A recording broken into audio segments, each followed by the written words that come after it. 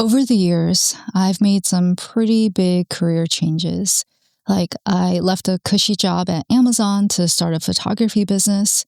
And when that business was finally making decent money, I then left to become a coach.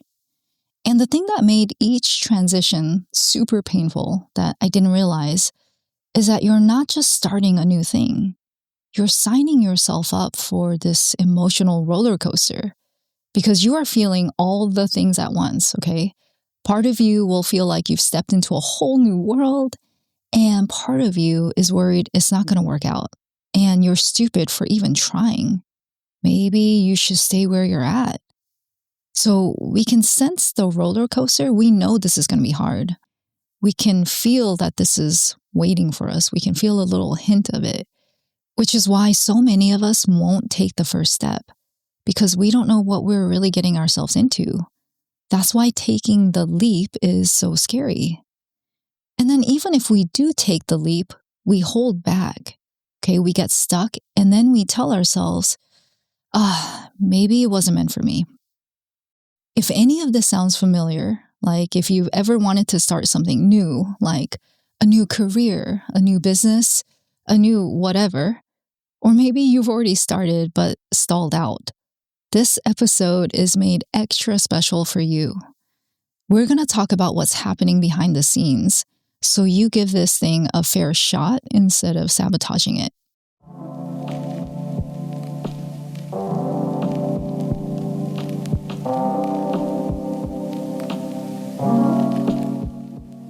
You're listening to This Is How You Think, the show that remodels your mindset. I'm your host, Jewel Kim. Let's dive in. So I recently realized that every time I venture into something new, I'm feeling two things at the same time. So one of the feelings is what I refer to as my delusional optimism. Like, what if I've finally found the thing, my untapped well of genius? Maybe this is the thing I was supposed to be doing all along. And then the other thing I'm feeling is I'm scared this is just going to be another thing I add to my long list of disappointments. All of the stuff that's already not worked out.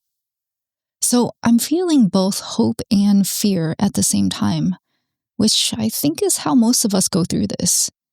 Now, why am I talking about this? I know this is abstract, so let me explain. Imagine a wrapped present appears in your living room. It has your name on it. You have no idea what's inside. You pick it up, you shake it. Maybe the weight or the sound gives you a tiny clue. But until you actually open it, you don't know what you have. That's what starting something new feels like. You're holding this unopened box thinking, oh my gosh, maybe there's a diamond in here. And side note, do I actually expect a diamond? No. But there's a small part of me that hopes there's something really cool in the box. But at the same time, I'm afraid I'm going to open it and find something weird or gross, like dog shit or just garbage. And the funny thing is, both of these feelings exist because I don't know what's in the box. It's the uncertainty that actually creates the space for possibility. The hope and the fear are coming from the same place of not knowing. And this is where people will argue with me that, well, you shouldn't feel the fear. But hope and fear kind of go together like light and shadow. The fear is there because of the hope. So the greater the hope, the bigger the fear. And this is what I mean by the roller coaster when we do new things, because we always carry both emotions within us. And that's what we have to learn to manage if we want to make it through the rest of this journey. Now, the question is, where does the hope come from? I think it's because there's usually a little bit of evidence, like just enough to make the hope feel possible. Or at the very least, you have a lack of negative evidence that you can't do this. Like, if I already knew that I was terrible at something, that means I've already opened the box and looked inside. We've crossed over from the uncertainty of the unknown into reality. Okay, so here's another example. Let's say we're talking about singing because I have always wanted to sing. If I were completely tone deaf and couldn't carry a tune to save my life, I wouldn't be walking around secretly wondering if I have some hidden incredible singing talent just waiting to be discovered, because I would already know that singing is out of my realm of possibility. But instead, because I've had voice teachers tell me there's something unusual about my voice, something that could be really powerful, that gives me this little trickle, like just enough to keep the hope alive that one day I could be a good singer. You see what I mean? You get these little hits, these tiny signals, like these little sparks of evidence. And it can be anything. It can come from anywhere. It could be a comment from a teacher, a moment where something feels really easy or natural, or you created something that was just absolute fire.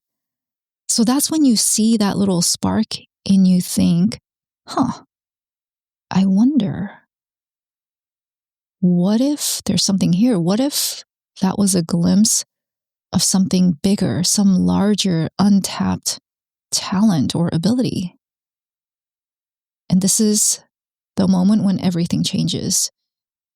Because now you're not just trying something new like singing or writing or new business. Now there's something much bigger on the line, you. This is about you and the possibility that there's more potential inside of you than you know. So it morphs into identity and your self-worth, which pokes at this painful feeling that maybe you haven't been living up to your potential. And the thing is, you've always known you're capable of more, but for whatever reason, you haven't done it. You haven't found the right channel for it yet. So maybe this is it. Maybe this is finally your time. See, all of this is lurking in your subconscious, and that's what raises the stakes even more. It feels like it's so big, life or death. This is why I can't be a failure. Because then what will it mean about me? That's why so many of us won't open the box. It's terrifying. Because maybe you look inside and you're like, well, shit, this wasn't it either. God dang it, that sucks. Oh well. See, this is how a lot of us think. This is what we think will happen. But I think this is where we get it wrong. Because we imagine talent like the box and there's either a diamond inside or garbage. But that's not how this works. This is what I've learned over the last 20 years. Your potential, your talent, doesn't show up as this sparkly diamond that's already polished. When you open the box, what you actually find is a rough stone. And you have no idea what that stone can turn into or what it's holding inside just by looking at it. You have to cut it and refine it. You have to work with it and keep working with it. It's pretty simple. But instead of just focusing on working the stone, most of us are obsessed with this question, am I good at this? When we're just a beginner. To be honest, it's a weird question because we already know the answer.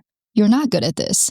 And in fact, it's going to be all kinds of suck for a while, like maybe a long time.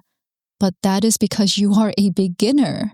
It's beginner's incompetence. Like that's just how this goes. So maybe instead of asking, am I good at this? The real question we should be asking is, how good at this can I become? And that's where things get really interesting and more useful. Because as a beginner, you haven't done enough yet to know the answer to this question. You haven't gone through the learning and the failing and the feedback and adjusting and then doing this over and over, which means you don't have enough evidence yet of your future ability or how good you can get without committing to the doing, the work. It's just not possible.